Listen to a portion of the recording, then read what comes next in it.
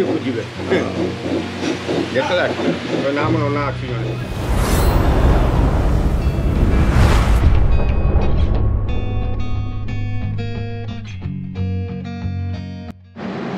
Hello hi नमस्कार मु गौतम आपको स्वागत करुच्ची आउ गोटे भिडियो तो आज भिडियोटा गोटे ब्लॉगिंग आम जाऊँ फिलहाल एवं आरड़ी आ मो सहित अच्छी आलोक आ मो पछर व्यू देखिपे बढ़िया पूरा पहाड़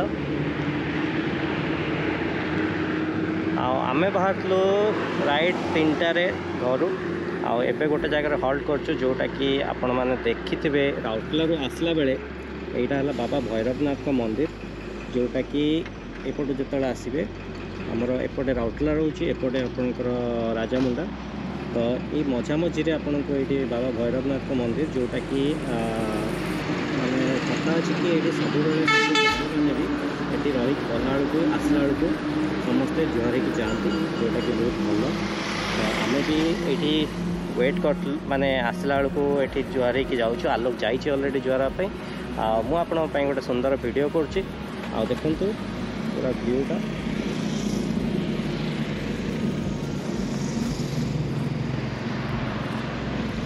तो वीडियो रे बनी रुहतु आपण को मझे मझे पूरा अपडेट दूसरी तो कंटिन्यू करंतु आ देखु तांतु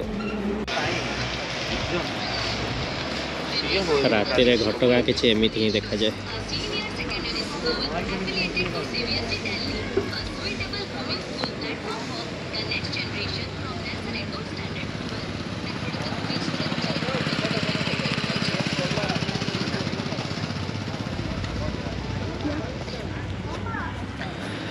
टाइम है राति 9टा आबे आम पहुँचलु घटगाँ तो भावुँ जाजपुर जाकि गोटे होटेल नहीं स्टे करूँ तापर सकाळ पुणी बाहर भद्रक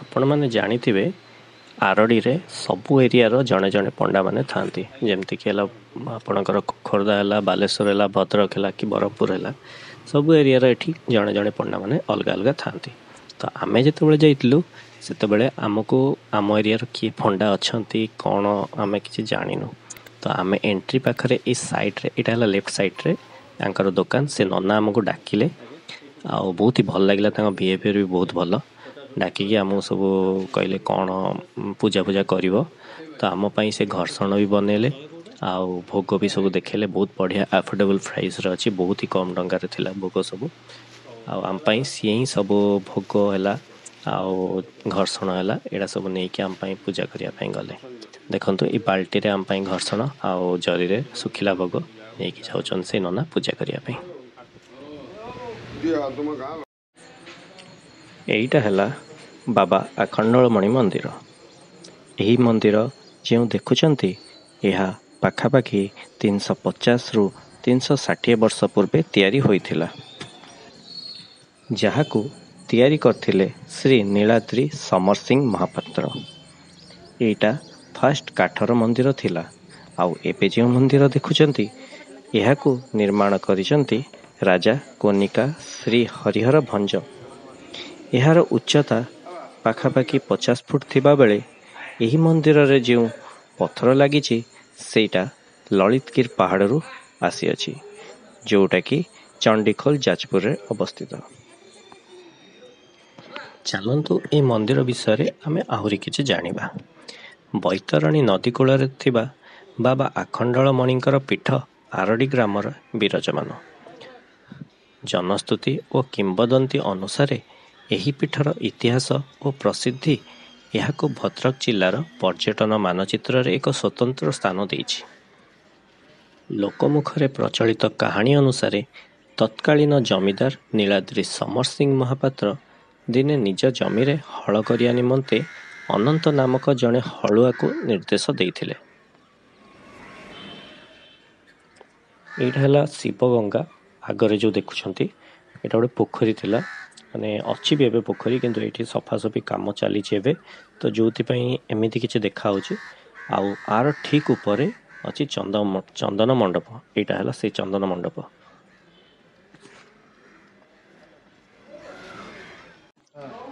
ଅନନ୍ତ ହଳ ବୁଲାଇବା ସମୟରେ ହଠାତ୍ ଲଙ୍ଗଳ ମୁନ ମାଟି ତଳେ ଥିବା ଏକ ବସ୍ତୁରେ ବାଜିଥିଲା। ତତ୍କ୍ଷଣାତ୍ ଆକାଶରେ କଳା ବାଦଲ ଛାଇଗଲା। ପ୍ରଚଣ୍ଡ ଘଡ଼ଘଡ଼ି ସହ ବିଜୁଳି ଚମକିବାରେ ଲାଗିଲା। ତାହା ଫଳରେ ଅନନ୍ତ ବସ୍ତୁଟିର ଚାରିକଡ଼ର ମାଟି ଆଡ଼େଇଲେ। ସେ ଦେଖିଲେ ଯେ ଏକ କଳା ମୁଗୁନି ପଥର ଦେହରୁ ରକ୍ତର ଧାର ବୈତରଣୀ ନଦୀ ଆଡ଼କୁ ବୋହୁଛି। ଅନନ୍ତ ସଙ୍ଗେ ସଙ୍ଗେ ଜମିଦାରଙ୍କୁ ଯାଇ ଘଟଣା ସମ୍ପର୍କରେ ସବୁ ଜଣାଇଥିଲେ। ଜମିଦାର ସଙ୍ଗେ ସଙ୍ଗେ ଘଟଣାସ୍ଥଳରେ ଆସି ପହଞ୍ଚିଥିଲେ। ଜମିଦାର ଯେତେବେଳେ ପହଞ୍ଚିଲେ ସେତେବେଳେ ଆ ଶବ୍ଦ ରଡ଼ି କରି ବାବା ଶିବଲିଙ୍ଗ ରୂପରେ ବିଦ୍ୟମାନ ହେଲେ। ଆ ଶବ୍ଦ ରଡ଼ି କରିଥିବାରୁ ସେହି ସ୍ଥାନର ନାମ ଆରଡ଼ି ହୋଇଛି। ଏହି ଦିନ ରାତିରେ ଜମିଦାରଙ୍କୁ ସ୍ୱପ୍ନରେ ଜଣେ ସାଧୁ ତାଙ୍କର ସମାଧିସ୍ଥର କାହାଣୀ ବିଷୟରେ ଜଣାଇଥିଲେ। ସେ ଦ୍ୱାପର ଯୁଗରୁ ଆଖଣ୍ଡଳେଶ୍ୱର ଭାବରେ ସମାଧିସ୍ଥ ଥିଲେ। ସେହି ଲଙ୍ଗଳ ଫାଳ ବାଜିବା ଫଳରେ ସେ ଲିଙ୍ଗ ରୂପରେ ଆବିର୍ଭାବ ହେଲେ। ଏହା ପରଠାରୁ ଖଣ୍ଡମଣ୍ଡଳରେ ଈଶ୍ୱର ଭାବରେ ବାବା ଆଖଣ୍ଡଳମଣି ପୂଜା ପାଇଲେ।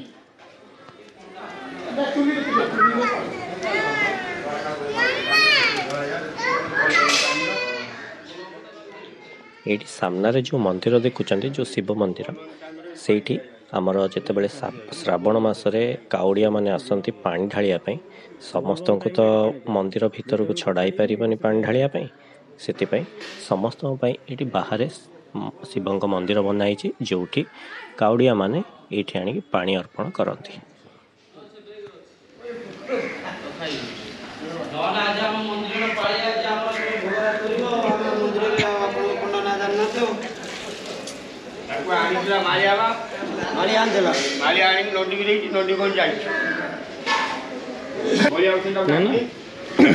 ନା ଆପଣ ଥାଆନ୍ତୁ, ଆମେ ଟିକେ ଆଉ ଟିକେ ବୁଲି ବୁଲିକି ଯାଉଛେ।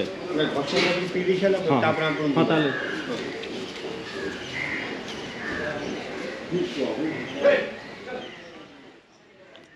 ଜାଗର ବା ଶିବରାତ୍ରି ହେଉଛି ଏହି ପୀଠର ସର୍ବପ୍ରମୁଖ ମହୋତ୍ସବ। ଆହୁରି ଶୀତଳ ଷଷ୍ଠୀ ବା ଶିବ ବିବାହ ଏଠି ବହୁତ ବଢ଼ିଆ ଧୁମଧାମରେ ପାଳନ କରାଯାଏ, ଯେଉଁଥିରେ ରାଜ୍ୟ ବା ରାଜ୍ୟ ବାହାରୁ ଲକ୍ଷାଧିକ ଜନସମାଗମ ହୁଏ।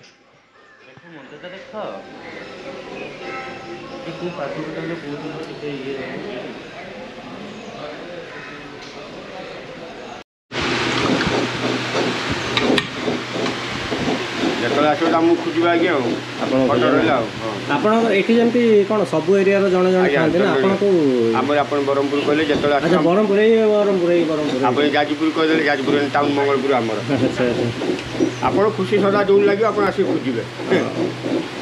ଯେତେବେଳେ ଆସିବେ ନା ଆମ ନନା ଅଛି ଜଣେ ନନା ଆମର ଭେଟିଛନ୍ତି, ଆଜି ନାଇଁ ଘଟଣା ମୋର କରିଦେଲେ ସେତେବେଳେ ଆସିଲେ।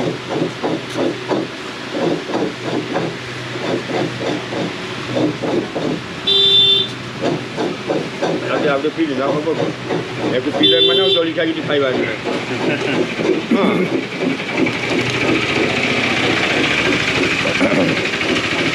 ପୁରା ହାଇ ପ୍ରୋଟିନ୍। କ'ଣ ଯେତେବେଳେ ଆସିବେ ଆପଣଙ୍କ ନନା ବ୍ରହ୍ମପୁର ନନା ଆଖଣ୍ଡଳମଣି ନନା ରବି ନନା ଫଟୋ ରଖିଲେ ଚିହ୍ନିଲେ ଆଉ। ଦେଖିବେ ମନ୍ଦିରର ପୁରା ସାଇଡ଼୍ରେ ଲେଫ୍ଟ ହ୍ୟାଣ୍ଡ ସାଇଡ଼୍ରେ ତାଙ୍କ ଦୋକାନ। ଯେତେବେଳେ ଆସିବେ ବହୁତ ବଢ଼ିଆ, ମାନେ କ'ଣ ଆରାମରେ ଆମକୁ ବୁଲେଇଲେ, ଆଉ ଦର୍ଶନ ବହୁତ ଭଲ ହେଲା। ଆଉ ଭୋଗ ବି ଆଫୋର୍ଡେବଲ୍ ପ୍ରାଇସ୍ ଅଛି, ସେମିତି କିଛି ହାଇ ରେଟ୍ ନାହିଁ। ତ ଯେତେବେଳେ ଆସିବେ ରବି ନନା ବୋଲି ଖୋଜିବା, ରବି ନନାଙ୍କୁ ଖୋଜିବେ ଯେତେବେଳେ ଆସିବେ। ଆପଣ ତ ଦେବେ ଫଟୋ ଆଉ ରବି ନନା ଆସୁଛନ୍ତି ଆଉ ଇଏ ଭାଇ ଆମର ଘର୍ଷଣ କରିକି ଦେଲେ ଆମକୁ ତିଆରି କରିଦେଲେ ଆମେ କରୁଛୁ। ଯେତେବେଳେ ଆସିବେ ଆମକୁ ଖୋଜିବେ। ଗୋଟେ ଜିନିଷ ମାନେ ମୁଁ ତ ଆସିକି ପହଞ୍ଚିଲୁ ତ, କିନ୍ତୁ ଯେଉଁ ରୋଡ଼ ଏପଟେ ଆପଣ ଯଦି କେତେବେଳେ ଆସୁଛନ୍ତି, ଆପଣ ଘଟଗାଁ ଆଡ଼ୁ କି କେଉଁଝର ଆଡ଼ୁ କି ରାଉରକେଲା ଆଡ଼ୁ ଆସୁଛନ୍ତି, ତ ଆପଣଙ୍କୁ ମ୍ୟାପ୍ରେ ରୁଟ୍ଟା ଦେଖେଇବ ଯାଜପୁର ବାଟେ ଗୋଟେ ଆଉ ଗୋଟେ ଭଦ୍ରକ ବାଟେ ଗୋଟେ। ତ ଆପଣ ଯାଜପୁର ବାଟେ ଆସନ୍ତୁ କି ଭଦ୍ରକ ବାଟେ ବି ଆସନ୍ତୁ, କିନ୍ତୁ ଭଦ୍ରକ ବାଟେ ତ ମୁଁ ଆସିନଥିଲି, କିନ୍ତୁ ଯାଜପୁର ବାଟେ ମୁଁ ଆସିଥିଲି। ସେଇ ଇନସିଡେଣ୍ଟଟା ମୁଁ ଆପଣଙ୍କୁ କହୁଛି।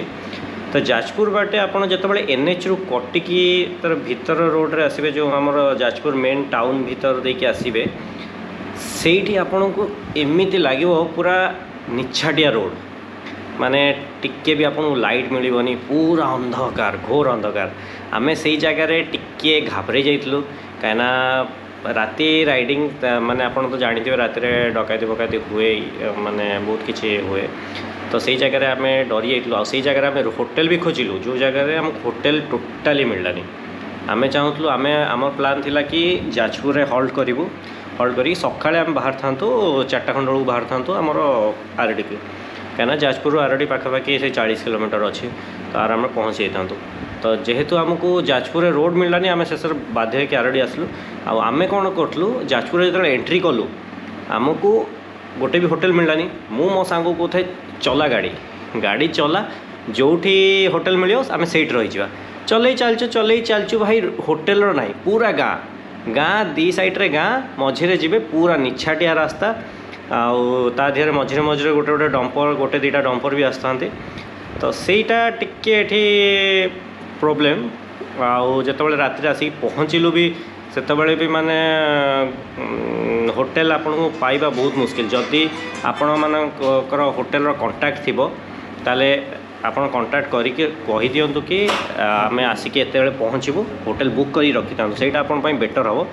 ଆଉ ନହେଲେ ଏମିତି ଆସନ୍ତୁନି, ବେଟର୍ ହେବ ଆପଣ ମାନେ NH ଯେତେବେଳେ ଯାଜପୁରକୁ ଆସୁଛନ୍ତି, NHରେ ଆପଣଙ୍କୁ ହୋଟେଲ ମିଳିଯିବ, ସେଇ ଜାଗାରେ ଆପଣ ରହିଯାଆନ୍ତୁ। ଆମକୁ ବି ସେଇଠି ଦେଖିଥିଲୁ, କିନ୍ତୁ ଆମେ ଭାବିଥିଲୁ ଯାଜପୁରରେ ଆମକୁ ତ ହୋଟେଲ ମିଳିଯିବ, ତ ପଳେଇ ଆସିଥିଲୁ। ତ ସେଇ ଭୁଲଟା ଆପଣ କରନ୍ତୁନି, କାହିଁକିନା ଭାଗ୍ୟ ଭଲ ଥିଲା, ଆମେ ରାତାରାତି ପଳେଇ ଆସିଲୁ। ସେମିତି କିଛି ପ୍ରୋବ୍ଲେମ୍ ହେଲାନି, କିନ୍ତୁ କହିହେବନି କେତେବେଳେ କ'ଣ ହେବ। ତ ବେଟର୍ ହେବ ରିସ୍କ ନିଅନ୍ତୁନି। ଆଉ ଆରାମରେ, ବେଶୀ ଦୂର ତ ନାହିଁ, ଆରାମରେ ଆପଣ ଯାଜପୁର ମାନେ କ'ଣ ଯେଉଁ NH ସାଇଡ଼୍ରେ ହୋଟେଲ ଅଛି, ସେଇଠି ହଲ୍ଟ କରିଯିବେ, ସକାଳେ ଆରାମରେ ଆସିଯିବେ। ନହେଲେ ମୁଁ ଯେଉଁ ହୋଟେଲରେ ରହୁଛି ଏବେ, ବାବା ଆଖଣ୍ଡଳମଣି ଲଜ୍ ଯେଉଁଟା, ତା'ର ବି ମୁଁ ଆପଣଙ୍କୁ କଣ୍ଟାକ୍ଟ ନମ୍ବର, ଲୋକେସନ୍ ବଗେରା ସବୁ ଦେଇଦେବି। ଆପଣ କଣ୍ଟାକ୍ଟ କରିକି ନହେଲେ ଡାଇରେକ୍ଟ ସେଇଠିକି ପଳେଇ ଆସିବେ, କଣ୍ଟାକ୍ଟ କରିଦେବେ, କହିଦେବେ ରାତିରେ ଆସୁଛନ୍ତି କି କେତେବେଳେ ଆସୁଛନ୍ତି, ସେ ଆପଣଙ୍କ ପାଇଁ ବୁକ୍ କରି ରଖିଲେ ହୋଟେଲ, ଆପଣ ଡାଇରେକ୍ଟ ଆସିଲେ ରହିଗଲେ। ଆଉ ବାଇକ୍ରେ ତ ପ୍ରିଫର୍ କରନ୍ତୁନି ରାତିରେ ଆସିବା ଏଇ ଜାଗାରେ। ହଁ, ଯଦି କାର୍ ଫାର୍ ଅଛି ଆସନ୍ତୁ, କିଛି ନାହିଁ। ରୋଡ଼ ଭଲ ଅଛି, ବହୁତ ହି ଭଲ ଅଛି ରୋଡ଼ର ପ୍ରୋବ୍ଲେମ୍ ନାହିଁ, ଖାଲି ହେଲା ଲାଇଟ୍ ଫାଇଟ୍ ଆପଣଙ୍କୁ କିଛି ନାହିଁ, ପୁରା ନିଛାଟିଆ ରାସ୍ତା। ତ ଏଇ କଥାଟାକୁ ଟିକେ ଧ୍ୟାନରେ ରଖିବେ। ଆଉ ଏମିତି କିଛି ହେଇଛି ଇନସିଡେଣ୍ଟ। ଆଉ ହୋଟେଲର ମାନେ ମୁଁ ଯେଉଁଠି ରହୁଛି ସେ ହୋଟେଲର ଅବସ୍ଥା ଦେଖନ୍ତୁ। ଆଉ ଏଇଟା ହେଲା ମାନେ କ'ଣ, AC ରୁମ୍ ତ ଥିଲା, କିନ୍ତୁ ACର ଦରକାର ନଥିଲା, ହେଲେ ବି ଆମେ AC ନେଇଗଲୁ। ଆଉ ହୋଟେଲ ଦେଖୁଛି ବହୁତ ଛୋଟିଆ ରୁମ୍ଟା। ଆଉ ବେଡ଼୍ର ଅବସ୍ଥା କିଛି ଏମିତି ହିଁ ଥିଲା, ଲିଟରାଲି ଏମିତି ହିଁ ଥିଲା, କିଛି ଆମକୁ ବେଡ଼ସିଟ୍ ଚେଞ୍ଜ ହେଇନି। ଆଉ ଏଇଟା AC ବେଶୀ ଲାଗିଛି, ଏତିକି ଛୋଟିଆ ରୁମ୍। ଆଉ ଏଇଠି ଆପଣଙ୍କୁ ବାଥରୁମ୍ ମିଳିଯିବ, ବାଥରୁମ୍ର ଅବସ୍ଥା ବି ବହୁତ ହି ଖତରା। ବାଥରୁମ୍ର ଲାଇଟ୍ଟା ଲାଇଟ୍ଟା ଦେବ। ହଁ, ବାଥରୁମ୍ ଦେଖନ୍ତୁ, ବାଥରୁମ୍ ସଫାସୁଫି କିଛି ନାହିଁ, ସାୱାର ବି ଭାଙ୍ଗି ଯାଇଛି, କିଛି ମାନେ ନାହିଁ ଅବସ୍ଥା। ତ ସ୍ପେସ୍ ବି ସେମିତି ବେଶୀ ନାହିଁ, କିନ୍ତୁ ନାହିଁ ମାମୁଠୁ କ'ଣ ମୁଁ ଭଲ, ତ ଏମିତି କିଛି ଥିଲା। ଆଉ ହୋଟେଲର ବାହାର ମୁଁ ଦେଖାଇଦେବି ଆପଣଙ୍କୁ, ହୋଟେଲଟା ମାନେ ବାହାରୁ କେମିତି ଦେଖାହେଉଛି। ତ ଆପଣ ବେଟର୍ ପ୍ରିଫର୍ ହେବ ଯଦି ଆସୁଛନ୍ତି, ଆପଣଙ୍କ ଇଚ୍ଛା। ଯଦି ଆପଣଙ୍କୁ ବେଟର୍ ହୋଟେଲ ମିଳୁଛି ତାହେଲେ ଆପଣ କଣ୍ଟାକ୍ଟ କରିକି ଆସିଯାଆନ୍ତୁ। ଆଉ ମୋ ଥ୍ରୋରୁ ମୁଁ ଯେହେତୁ ଏ ହୋଟେଲ ରହିଛି, ମୁଁ ଆପଣଙ୍କୁ ଏ ହୋଟେଲଟା ଦେଖାଇ ଦେଉଛି, ବଟ୍ ଚଏସ୍ ଇଜ୍ ୟୋର୍ସ। ଆଉ ଏ ହୋଟେଲଟା ଆପଣଙ୍କର ବସଷ୍ଟାଣ୍ଡ, ଜଷ୍ଟ ଆରଡ଼ି ବସଷ୍ଟାଣ୍ଡ ରହିବ, ତା'ର ଜଷ୍ଟ ଟିକେ ଆଗକୁ ଲେଫ୍ଟ ହ୍ୟାଣ୍ଡ ସାଇଡ଼୍ରେ ପଡ଼ିବ। ତ ଭିଡ଼ିଓ ଦେଖିଲେ। ଆଉ କାଲି ଆମେ ରାତିରେ ପହଞ୍ଚୁ ରାତି 1 ହେଇଗଲାଣି। 1ରେ ଜଷ୍ଟ ଏଣ୍ଟ୍ରି କଲୁ ଆରଡ଼ିରେ, ପୁରା ଏଣ୍ଟ୍ରାନ୍ସ ନାହିଁ, ଜଷ୍ଟ ଯେଉଁ ବସଷ୍ଟାଣ୍ଡ ଅଛି ତା'ର ଟିକେ ଆଗକୁ ଆସିଲେ ଆପଣଙ୍କୁ ଲେଫ୍ଟ ସାଇଡ଼୍ରେ ବାବା ଆଖଣ୍ଡଳମଣି ଲଜ୍ ଗୋଟେ ମିଳିବ। ତ ସେତେବେଳେ ତ କିଛି ବି ଖୋଲା ନଥିଲା, କିନ୍ତୁ ବାଇଚାନ୍ସ ତା'ର ନମ୍ବର ଉପରେ ଥିଲା, ତ ଲଗେଇକି ଦେଖିଲୁ, ଯାହା ହଉ ସେ ଭାଇ ଉଠେଇଲେ ଏତେ ରାତିରେ, ଉଠେଇକି ଯାହା ହଉ ଆମକୁ ରୁମ୍ ଦେଲେ। ତ ରାତିରେ ଟିକେ ରେଷ୍ଟ କରିକି ସକାଳେ ତ ଦର୍ଶନ କଲେ, ଆପଣ ବି ଦେଖିଲେ। ତ କମେଣ୍ଟରେ ଜଣାଇବେ କେମିତି ଲାଗିଲା ଆପଣଙ୍କୁ ଏଇ ବ୍ଲଗ୍। आपण केबे जदि आछंती आधरे कौन चेंजेस लगुच आपन को हेची बोली आपण आसीथिबे जतबेले आ एबेका टाइम रे सेटा भी कमेंट रे जणेबे। तो ठीक अच्छे रोची पुणी देखा किसी नुआ ब्लॉग नुआ जगह till then take care bye bye.